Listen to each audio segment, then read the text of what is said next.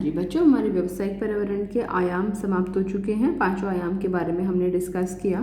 अब हम कुछ अलग अलग टर्मिनोलॉजीज डिस्कस करेंगे, जैसे कि उदारीकरण, निजीकरण या वैश्वीकरण, लिबरलाइजेशन, ग्लोबलाइजेशन एंड प्राइवेटाइजेशन। हमने पढ़ा है वो एलपीजी की नीति अपनाई थी सरकार ने, याद होगा आपको। कहीं ना कहीं आपने 11th में इको में पढ़ा होगा। एलपीजी की नीति, लिबरलाइजेशन, प्राइवेटाइजेशन एंड ग्लोबलाइजेशन। तो ये क्या है, इससे क्या प्रभाव पड़ता है, ये थोड़ा सा ब्रीफ में डिस्कस करेंगे। शायद जितना हम यहाँ पर पढ़ेंगे आपने उससे ज़्यादा इको में पढ़ा हुआ होगा, तो जल्दी से बहुत शॉर्ट में हमने ये नोट्स बनाए हैं, ये नोट कर लीजिएगा। उदारीकरण, लिबरलाइजेशन। देखिए, उदारीकरण 1991 के बाद में मुख्य रूप से ये सब चीज़ें ज़्यादा पिक्चर में आई थी। उदारीकरण का मतलब क्या है? व्यवसाय तथा उद्योगों को, साथ साथ नोट कीजिएगा, व्यवसाय तथा उद्योगों को अनावश्यक नियंत्रण तथा प्रतिबंधों से मुक्त करना, ये उदारीकरण कहलाता है। जो अनावश्यक नियंत्रण थे, लाइसेंस लेना ज़रूरी है, ये परमिशन लेना ज़रूरी है, उन सब चीज़ों से मुक्त करना।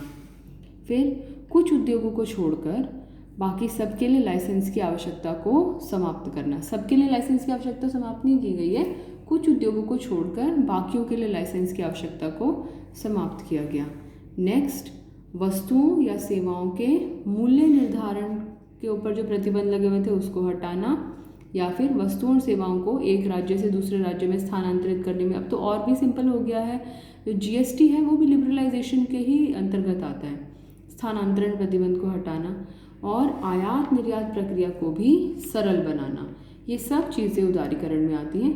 वीडियो को पॉज करके आप इसे नोट कर सकते हैं। क्या क्या है? व्यवसाय तथा उद्योगों को अनावश्यक नियंत्रण तथा प्रतिबंधों से मुक्त करना। दूसरा, लाइसेंस, कुछ उद्योगों को छोड़कर या कुछ क्षेत्रों को छोड़कर लाइसेंस की आवश्यकता को समाप्त करना।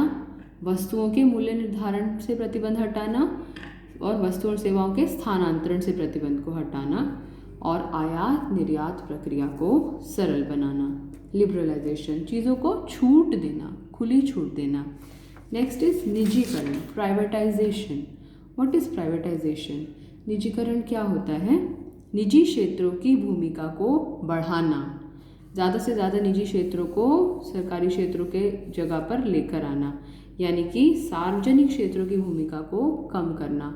आपको याद होगा हमने 11th में पढ़ा था व्यवसायिक संगठनों के प्रारूप में, सार्वजनिक क्षेत्र में विभागीय उपक्रम, वैधानिक निगम और सरकारी कंपनी। तो उनको, कुछ विभागीय उपक्रमों को, कुछ वैधानिक निगमों को, कुछ सरकारी कंपनियों को, इनका निजीकरण करना, ये निजीकरण में आता है। 1991 में जब न्यू इंडस्ट्रियल पॉलिसी आई थी, नई औद्योगिक नीति आई थी, तो उसके बाद में ये सब चीज़ों को और ज़्यादा जोर दिया गया था। विनिवेश, विनिवेश का मतलब होता है डिसइन्वेस्टमेंट। सरकार क्या करती है, जो सार्वजनिक क्षेत्र के उपक्रमों में जो उसकी हिस्सेदारी है उससे हाथ खींचती है। अभी रिसेंटली भी सरकार ने डिफेंस में भी 74% के आसपास निजीकरण करने की उम्मीद जताई है। और निजीकरण में क्या हो सकता है? जो बीमार इकाइयाँ हैं, जो सिक यूनिट्स हैं, कोई भी व्यक्ति बीमार होता है तो वो कहाँ जाता है? डॉक्टर के पास। अब इन बीमार इकाइयों का डॉक्टर कौन है? Board for industrial and financial reconstruction. आप यहाँ पर BIFR लिख सकते हैं। तो बीमार इकाइयों को, BIFR को रेफर करना, ये भी निजीकरण के अंतर्गत आता है, तो ये नोट कर लीजिए। और लास्ट है हमारा वैश्वीकरण या ग्लोबलाइजेशन। ग्लोबलाइजेशन, ग्लोब, पूरा ग्लोब हमारी मार्केट है, तो ग्लोबलाइजेशन का मतलब विश्व की विभिन्न अर्थव्यवस्थाओं का एकजुट हो जाना, ये ग्लोबलाइजेशन कहलाता है। जैसे ई कॉमर्स है, ई बिजनेस जो है, ये ई ग्लोबलाइजेशन को बढ़ावा देता है और संपूर्ण विश्व जो है वो एक बाज़ार बन जाए। कैसे बनेगा संपूर्ण विश्व एक बाज़ार? राजनीतिक दूरी कम होगी, हमारी भौगोलिक दूरी कम होगी। राजनीतिक दूरी कैसे कम हुई? उदारीकरण की सहायता से। जो बाधाएं हैं उन बाधाओं को दूर करना और आयात निर्यात प्रक्रिया को सरल बनाना, तो इन सब वजहों से, उदारीकरण की वजह से राजनीतिक दूरी कम होगी और तकनीक में परिवर्तन, टेक्नोलॉजी में जो चेंजेस आ रहे हैं, सामान बहुत तेज़ी से एक जगह से दूसरी जगह पहुंच रहा है, ई कॉमर्स का हम इस्तेमाल कर रहे हैं, तो इस वजह से भौगोलिक दूरी को कम किया जा सकता है। तो वैश्वीकरण का मतलब क्या है? राजनीतिक दूरी और भौगोलिक दूरी को कम करना और पूरे विश्व को एक बाजार मानना, ये वैश्वीकरण कहलाता है। इसे नोट कर लीजिए, शॉर्ट नोट इस पर आ सकता है। इससे ज़्यादा इस पर डिस्कस करने की भी ज़रूरत नहीं है। एक बार दोबारा से डिस्कस करते हैं हमने क्या क्या कहा। 3 टॉपिक्स हमने डिस्कस किए आज, उदारीकरण, निजीकरण और वैश्वीकरण। उदारीकरण क्या करना, नियंत्रणों को हटाना। उदारीकरण मतलब नियंत्रण और प्रतिबंधों को हटाना।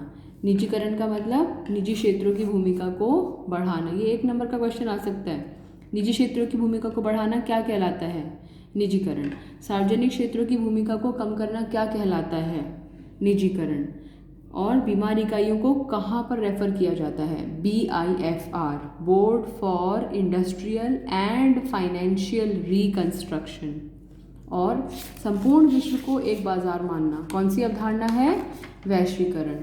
और वैश्वीकरण के अंतर्गत क्या किया जाता है, राजनीतिक दूरी और भौगोलिक दूरी दोनों को कम करने का प्रयास किया जाता है। धीरे धीरे वीडियो को पॉज करके ये सारी इन्फॉर्मेशन नोट कर सकते हैं। नेक्स्ट क्लास में हम डीमोनेटाइजेशन या विमुद्रीकरण के बारे में डिस्कस करेंगे।